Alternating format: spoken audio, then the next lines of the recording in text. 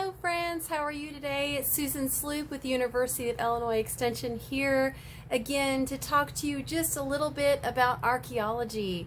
I hope that you are enjoying your summer reading program and digging into those books every week and also plugging into the other great things the library has going on. I'm outside today because it is beautiful. I hope that you're getting outside as well. But today we're going to talk about the things that archaeologists uncover, and those are called artifacts. We've talked about some of those things already. And so what we know is that archaeologists dig for things to help give them clues about the people of the past. That's the only way that we have left stories behind. Things that last, like glass, pottery, jewelry, metal, those things that can't be disintegrated over time are what's left behind to tell the story from these ancient peoples.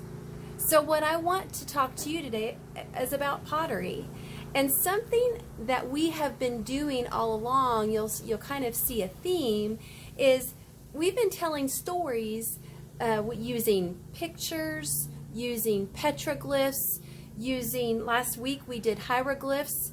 And so what's interesting is in a lot of the artifacts that they discover is there are stories going on in these artifacts.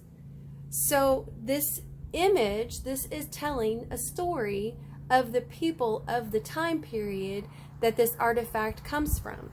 There's stories on the back as well, and you can see. So this is made out of stone, and it's very hard to disintegrate. So it's something that was left behind by the people of the past that an archaeologist can study. So in ancient times, the pottery was used in everyday life, and a lot of times you would think that, well, what kind of a story can just a simple piece of pottery tell us?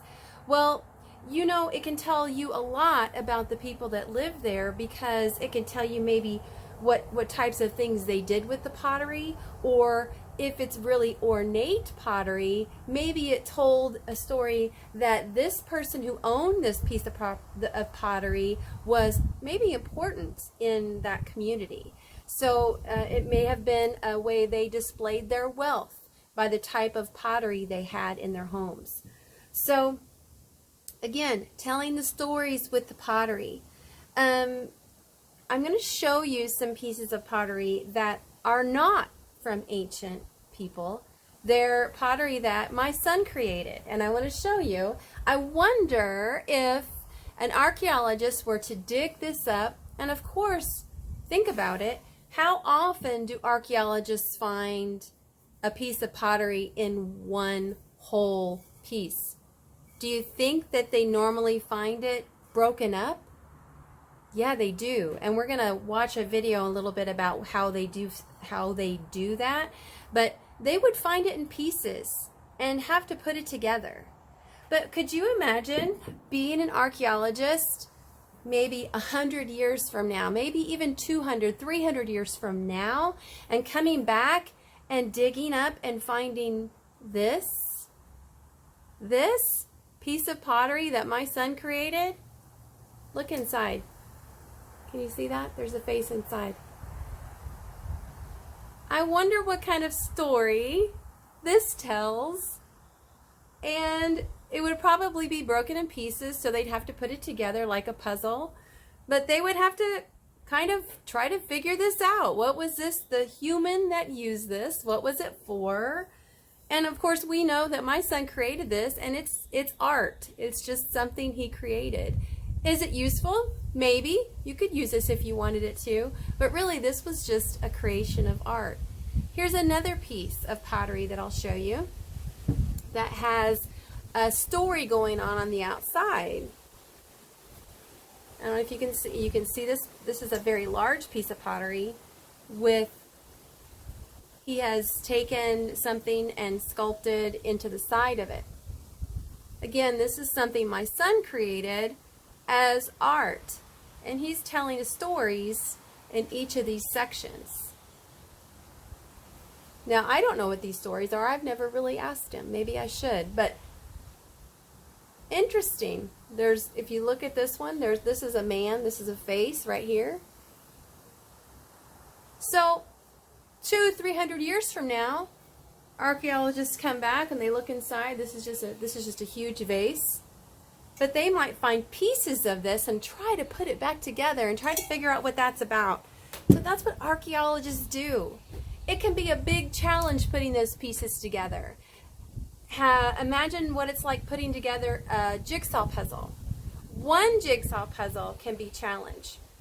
Now throw another one in the mix 2 different jigsaw puzzles together, and then see what kind of challenge you get. Archaeologists have to sort through and label every piece that they dig out of a site and then try to piece it all back together. And so we're going to watch a video about that, and it was fascinating to me that really to try to locate places for archaeologists to dig up, they actually use GPS now. And so it's amazing. So watch this video, and then we'll come back and I'm going to tell you what your activity is today. All right? We'll see you in a bit. When kids come out here and dig on this site, I think one of the most surprising things that they find is that all of what we're doing is real. What they're finding are things that were actually left in this cellar, both from the 18th century all the way through 1946, the last time it was excavated. So when you look at that glass, is that window glass or bottle glass? Is it flat or curved? Looks good. Yeah, I think that's window glass. That's what I found. Oh, you got an oyster shell. Do you know how that oyster got here? No. Do you like to eat oysters? I've never had one. Okay. I think that for children, this project and this program represents a fairly unique opportunity to see the archaeological process. We've been surprised by how many people have expected this to be a seeded site or a fake dig in which reproduction artifacts are used in the soil. So when they find things, they may not be quite as bright and shiny and whole and recognizable as they expected, but what they're finding are things that we typically find as archaeologists. I think that's the edge of a dish. What do you think? The top edge? It looks like a rim, yeah. There you go. Perfect. Yeah, you found the rim of something, a bowl or a cup or a plate. Where does ceramic go? Where'd this come from? So these things that are iron, because the reason we had that over there was Sean was not sure that I was telling him the truth when I told him that this was a nail. And it's true that these things get so rusty it's hard to see inside of them. So what we'll do is we'll take this into the lab and we'll put this on an x-ray plate. And we will x-ray all of the iron to see what's underneath all of that rust. Because you're right, it gets so rusty it's really hard to see what's underneath. And I think it's helping them to see not only what the archaeological process is, but then they're also getting an opportunity to recognize those things out on the street in our historic buildings. And they're seeing the connection between archaeology and the process of restoring the past. All right, welcome back. I hope you enjoyed learning more about how archaeologists do excavations and all the painstaking process that goes into discovering those artifacts, putting all those pieces together, cleaning them, sorting them, and then ultimately trying to figure out what story they're telling from the past. Each of those artifacts have a story. All right, so your activity for today is pottery. So you are going to create a piece of pottery that you can leave behind. Maybe you want to put some flowers in it, do what you want to with it. But I just want you to find a nice clay pot. I actually went to Walmart and they did not have any small clay pots for me to even do this activity with you. So I'm hoping that you can get these supplies or at some point be able to do this summer, because right now I think they're probably hard to find unless maybe you make a trip somewhere else. But I did not find just a plain small clay pot to show you this activity. So we're going to use our imaginations. So you're going to take your clay pot and I want you to paint your story on it.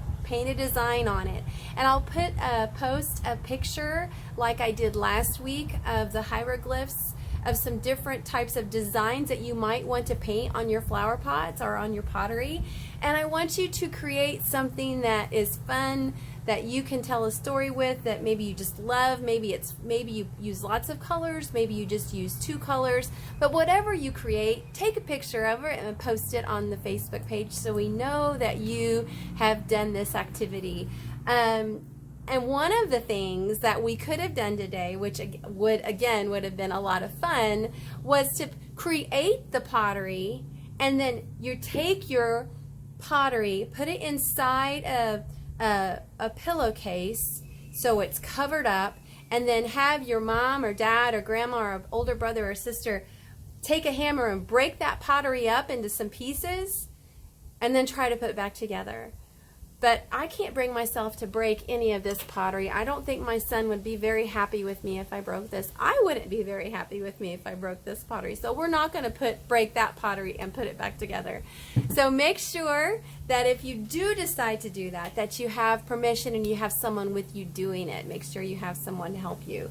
But if you don't want to do that, here's the next best thing you can do. So I went into my, hold on, let me grab this. The next best thing you can do if you want to put pieces together and to create something is grab, I'm sure you have one of these in your homes. I don't know. Most people do. Most people have puzzles.